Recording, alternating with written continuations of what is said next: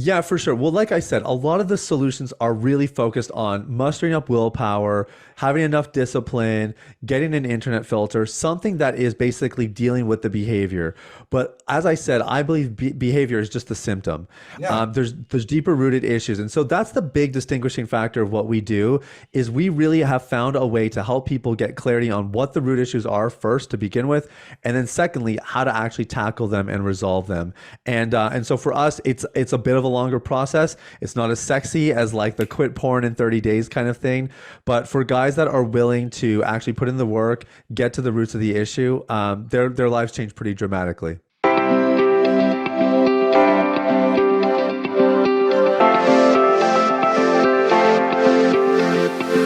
Hello and welcome to another exclusive interview by Recovery Today Magazine and Recovery Today Podcast, where first and foremost, we're magazine hope.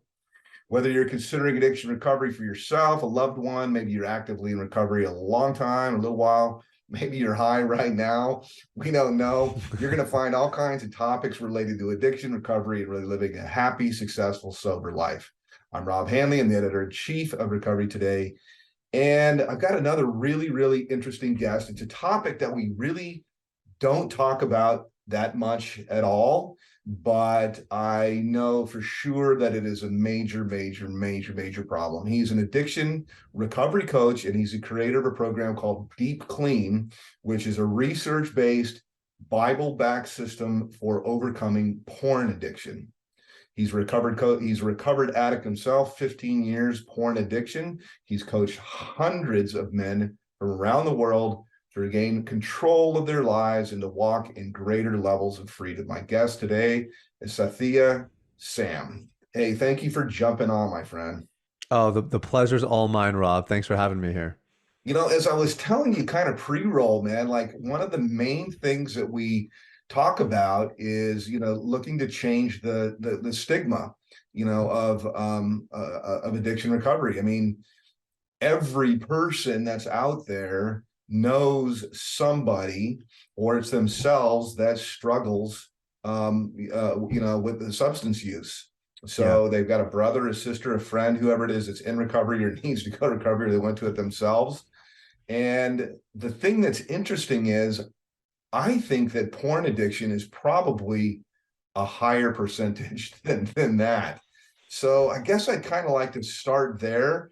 I was telling you I usually start with kind of our story, but I'm curious about how big this is, and because I would venture to say almost everybody that is watching right now is like target for this topic that we don't talk about much.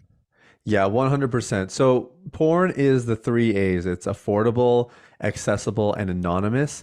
And I would say any addiction, alcoholism, drugs, video games, gambling, pick your poison. They all have the three A's to some extent. Porn has it the worst. And it's reflected in the numbers. So the porn industry year over year makes more money than the NBA, the NFL, and the Major League Baseball combined, all three of them put together. The porn industry still makes more money. And I mean, we could rattle off all the stats in the world, but all the indicators are there that people are watching on a pretty regular basis.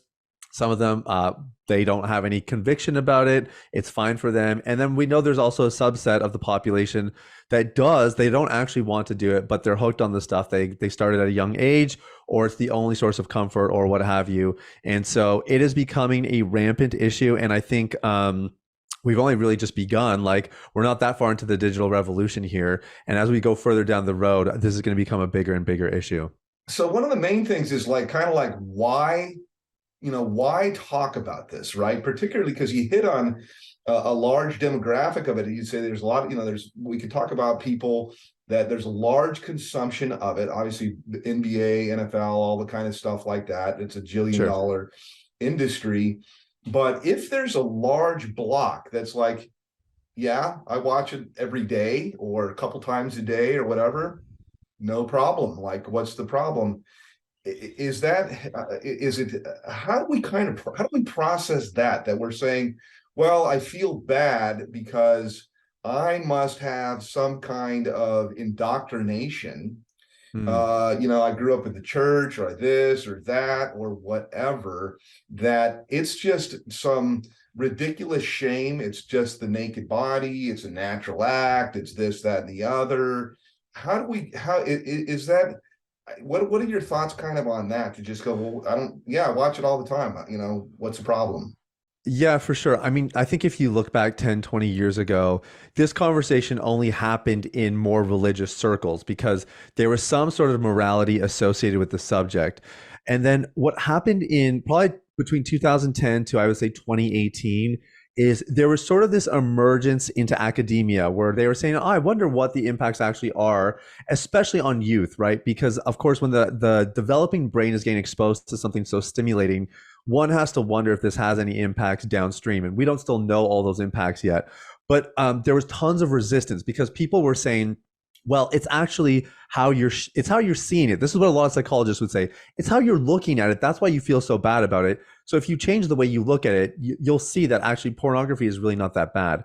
And what's happened in the last 5 years or so is we actually now have some raw, hard data that is starting to suggest that whether you have a moral conviction or not, there are physiological and psychological detriments to prolonged exposure of pornography. And part of that is because the nature of the content has changed. What we consider to be like softcore porn today was considered hardcore not too long ago. So it really is changing the way we view sex, the way we view other people. But furthermore, it is actually starting to impact. I work exclusively with men, so I can comment more on the male side of this. Although women, it's just as relevant for them. But like with men, this is starting to affect sexual performance. It's starting to affect their ability to produce at work or wherever it might be. And so now we're starting to see that actually pornography is And not so just a sexual moral issue. performance is like erectile dysfunction. Yeah, so there's actually a diagnosable condition called porn-induced erectile dysfunction. This was like a non-factor 10, 15 years ago, but there's actually a condition for it So now. here they're like wanting it, wanting it, wanting it, and they're going online and all the kind of stuff like that. And when they finally do get it, they can't do it. Right. So the I mean, that neurological should be term. like a reason enough, I would kind of think. Well, you would think so, right? Like, so I mean, think about it. Like, so I'm friends with a couple people who were like porn superstars. If I mentioned their names, you would know them, and they're out of the industry now. And what they tell you is like people forget that pornography is produced, right? So they like something doesn't go right and cut, right? And then let's redo that. So they have it doctored perfectly, and what it's creating is a super stimulating product. That's actually the neurobiological term. It's a super stimulus. So if you're used to getting off to something that is, super stimulating, what happens is you experience the real thing and it doesn't meet the same threshold in your brain. And so your body doesn't respond as a result. Wow. I guess before we go any further, there's so much to unpack here, man. And I guess, I want to put this like right up front, like how this is the thing that's interesting. There's so many things that are interesting about it. And this kind of a conversation is, first of all, what is it? Okay. Because could you really go back to like Rome or something like that? And you go, oh yeah, like that statue is like naked. It's got a penis out or whatever, cover that up. Or maybe to like the Quaker days or something like that. Or even to current cultures today. I remember my sister telling me one time that things got so out of hand that they used to cover the legs of tables because it would remind men of women's legs, or women wearing from their toe, from their heels all the way to the heads, or even today the burqa, think about like that. So Yeah. how, Right. first of all, like how do we define like what's okay, what's not okay? Is it short? Can you not wear short? What can we wrap our mind around? And there's some things I think maybe to start. Maybe what it is it's such a difficult question to ask. Maybe I answer this and get your thoughts on it. Is perhaps what we do is we start with things we'd say, oh, that should be not okay in any circumstances, like children, for example. Not okay in any situation. I Right. think that one of the things that's just gnarly is like, like some of the things that are like, rape and stuff like that. I forgot what they call it, like, where it's just violent kind of a thing. And it's just Yeah. freaking disturbing that people get off on that kind of thing. So I don't know, like, I guess first my question is like, what is it?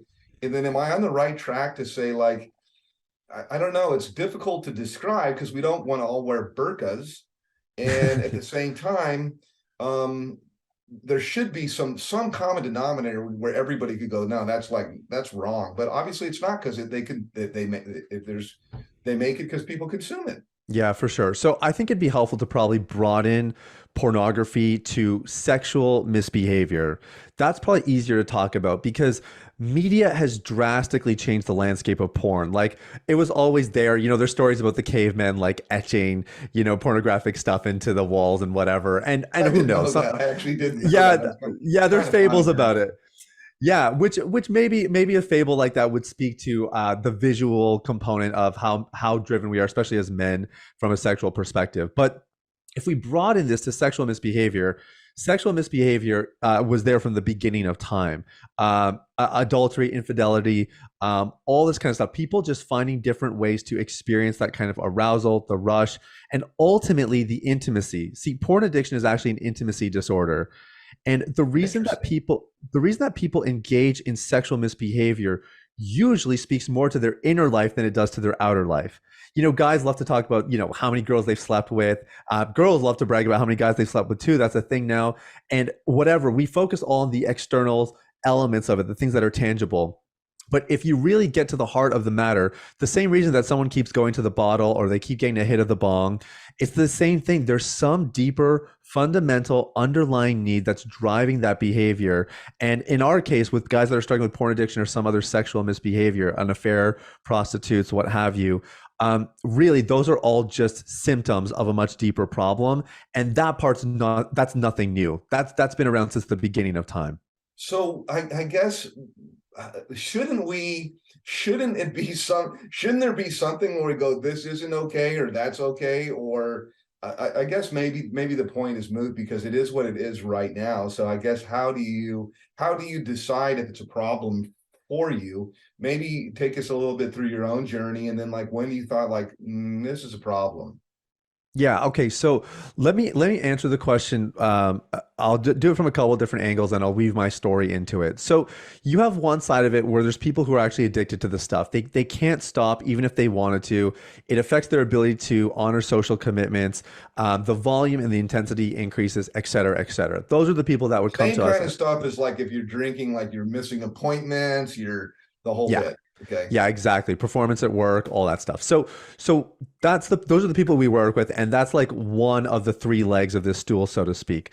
The second leg is the industry, right? So there's an industry that's benefiting from the clicks, they're benefiting from the views, and they're trying to basically breed more consumers. And if you get more into the weeds of how the industry functions, they actually target children because they're a for-profit business, so they want longevity of their customers, and they know the sooner that you and the earlier they can get you hooked, the more likely you are to stay with them long term. So that's another side of it. Now that might not be very convicting for anybody, but it is worth knowing. The other side of it, the third prong or the third leg of this stool is sex trafficking. And the porn industry, it is inextricably linked with sex trafficking, which is why it is a Like complete. Pornhub, right? Right. Yeah.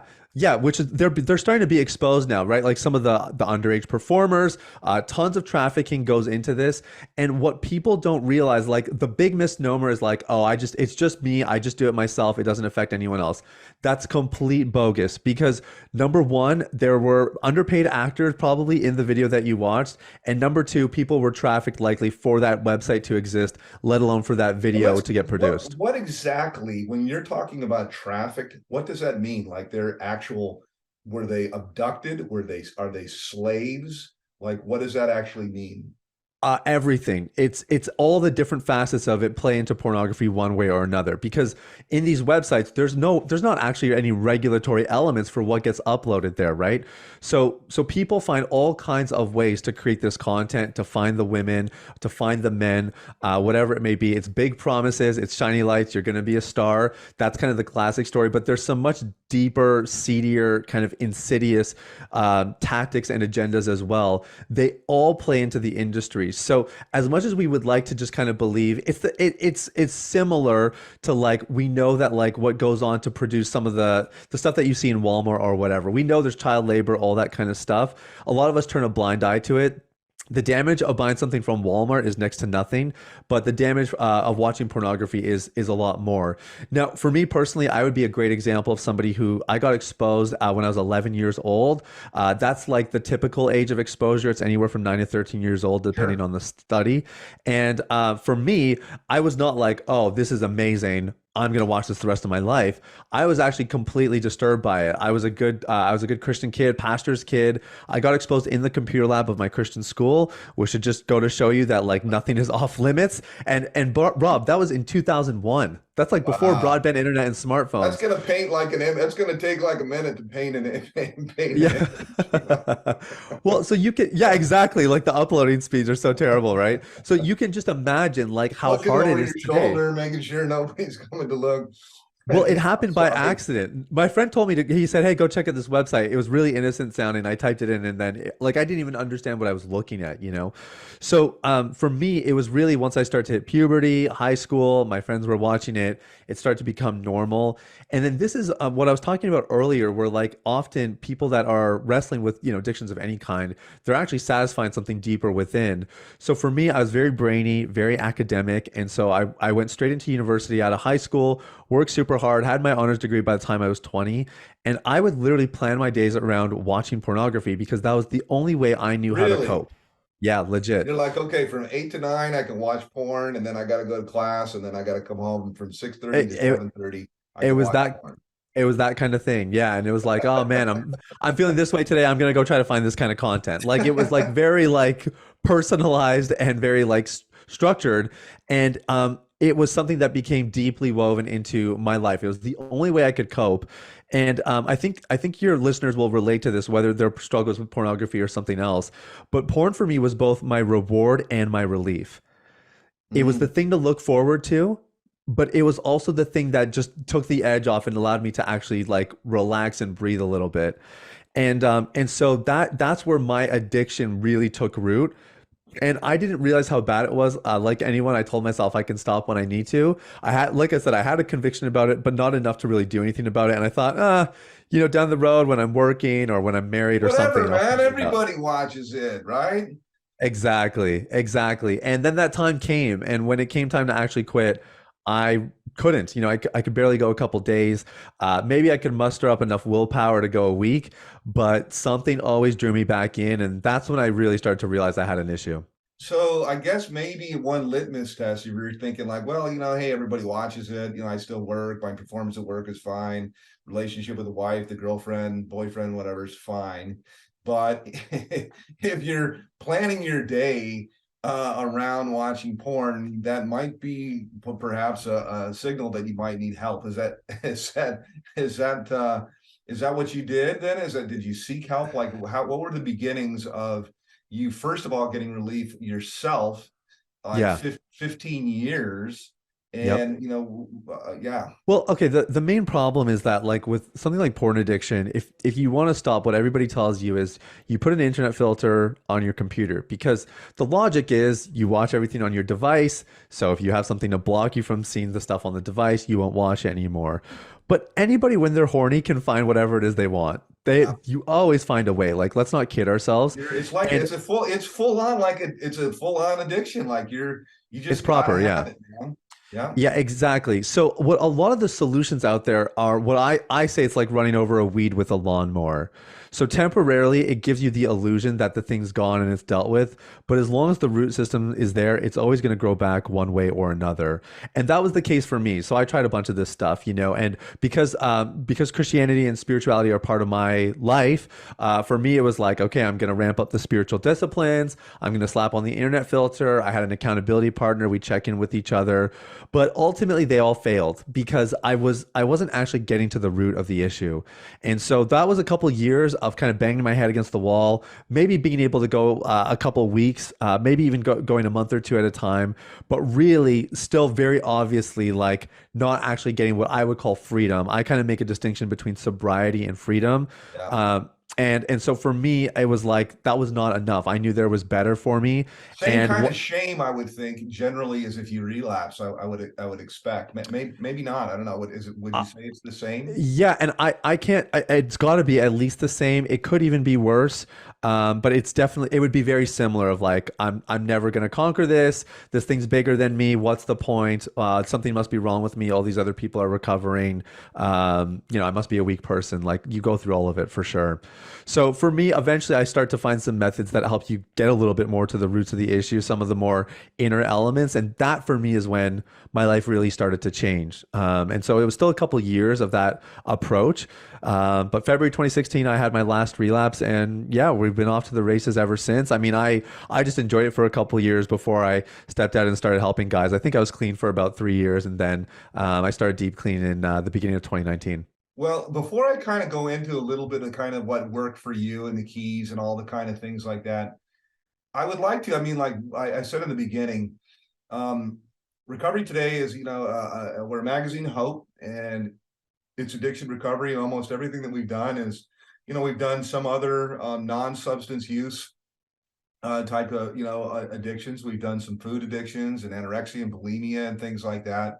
I Yeah, kind of think that a lot of it is actually all just really the same knot. You're just kind of looking at it a different, it's like a big ball of yarn or something like that, and you're turning it over and looking at it, and there's something that's missing, I think, yeah. that's in there. But I'd like to kind of contrast a little bit between how you think that this may differ, or am I wrong? Is there a difference between, substance use disorder and pornography in terms of its effects, perhaps on the brain, or what similarities have we discovered, like scientifically now? Yeah, for sure. So, I mean, we're talking on pretty broad levels, right? Like you have substance addiction and then you have what they call process addiction. And there's not actually any boundaries to process addiction. You can get addicted to anything. Some people today are addicted to Netflix. They just don't realize it, right? Yeah, Like it could be something as subtle as that, or it could be obvious like gambling.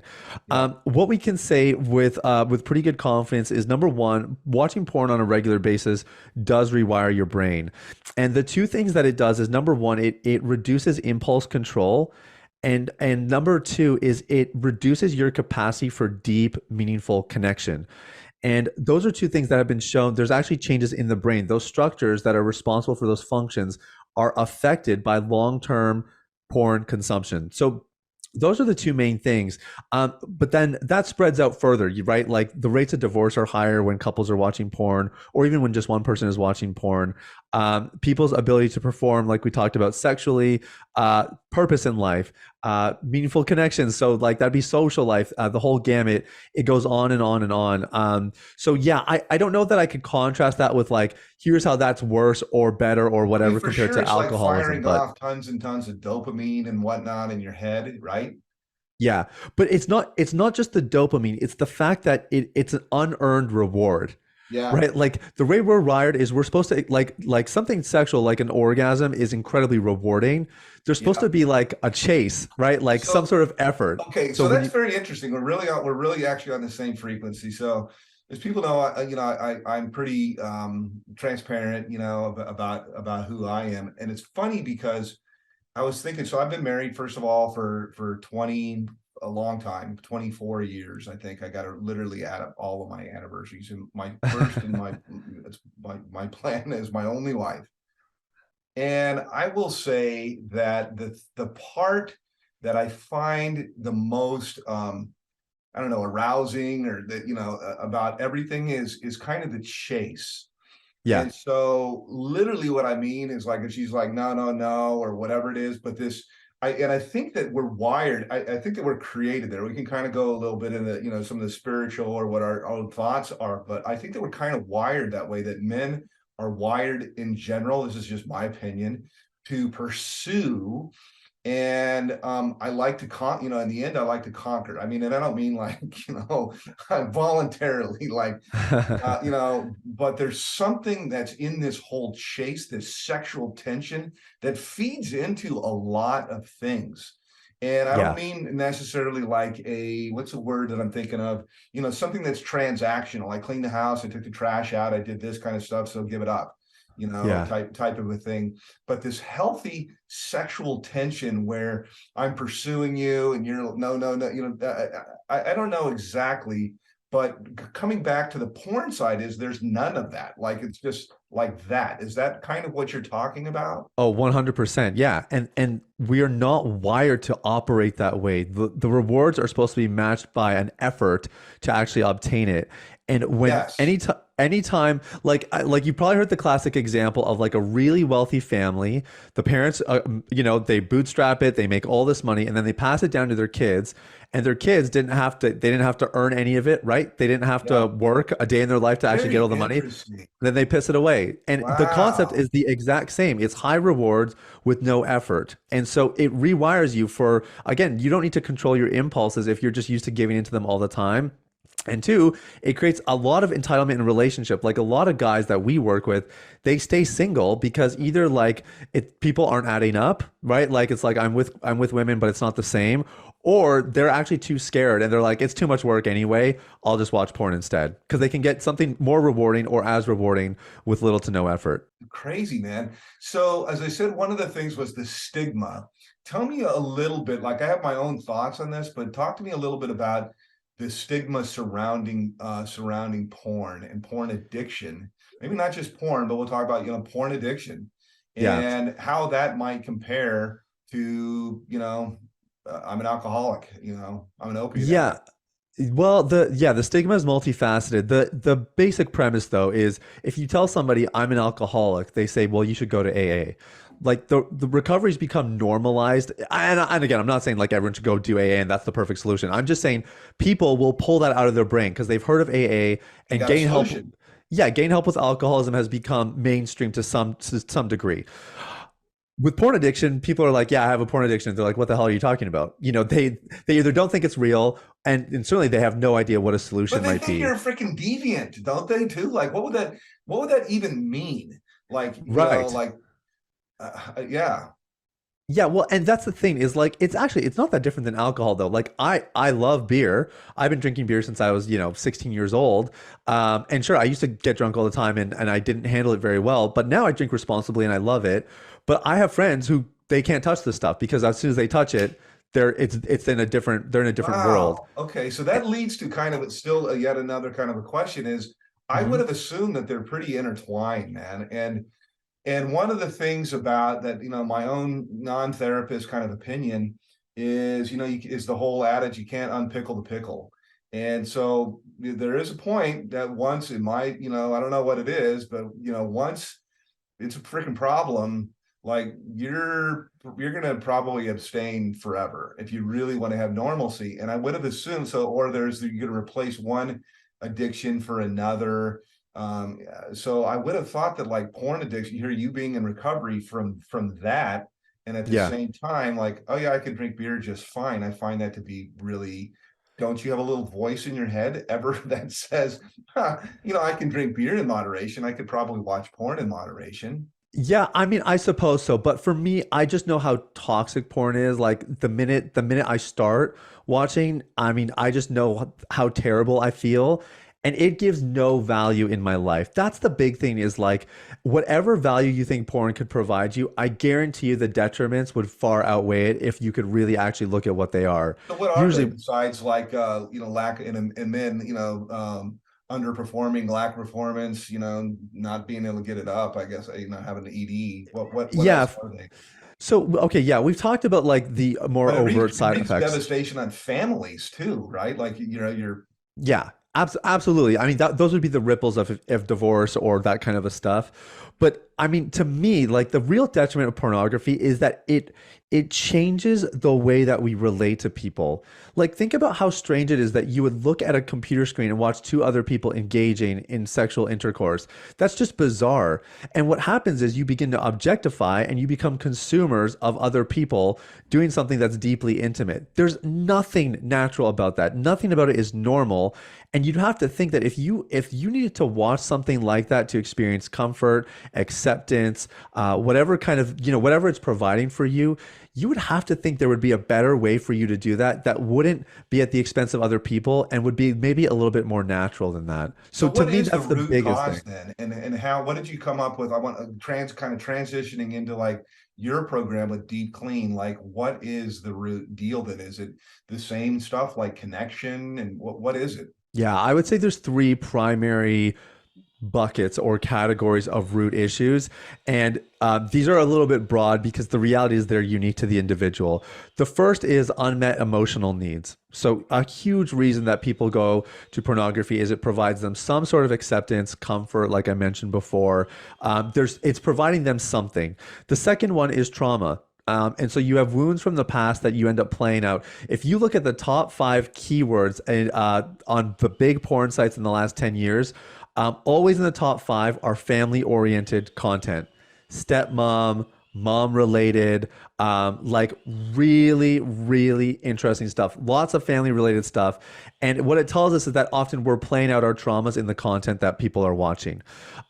So that would be the second bucket. And then the third would be belief systems, how we view ourselves, and that playing into our decisions and the ways that we relate with people, the way that we experience sexuality, and everything else. So those are kind of the three big buckets: unmet emotional needs, trauma, and belief systems. So what about in your program, what do you do that's different? Like what's the general stuff that's out there? And then what is kind of what is something that you do differently within Yeah, your own program? Yeah, for sure. Well, like I said, a lot of the solutions are really focused on mustering up willpower, having enough discipline, getting an internet filter, something that is basically dealing with the behavior.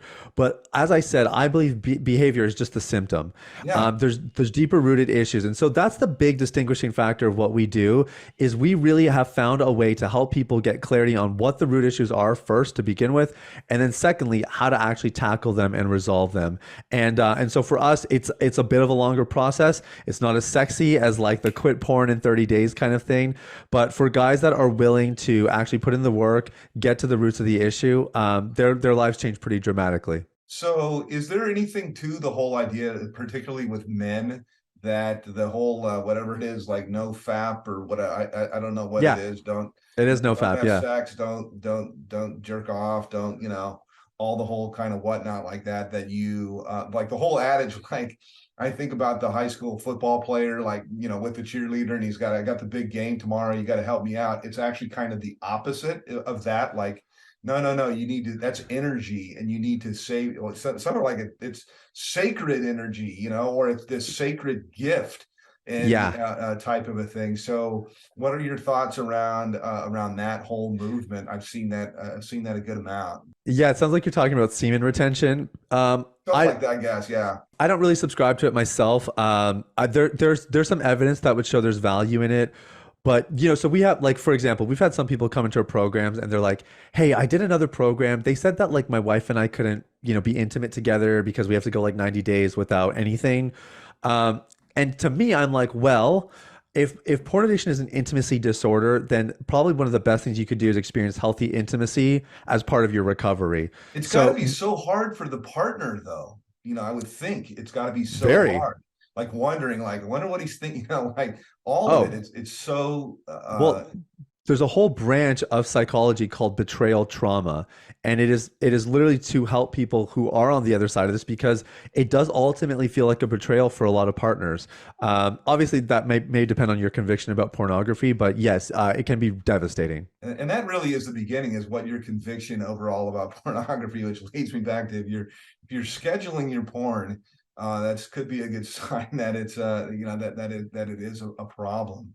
Yeah, I feel like there's just so much to unpack that as many questions as I had, like there's just there seems like there's so much more that's here. I do like to get into, I mean, one of the things that jumps out at me quite a bit, I guess, before I start kind of landing it a little bit, is that I would assume that the same way as you have people that are the victims of pedophilia, something like that, that I would think that a lot of those kind of things leads that.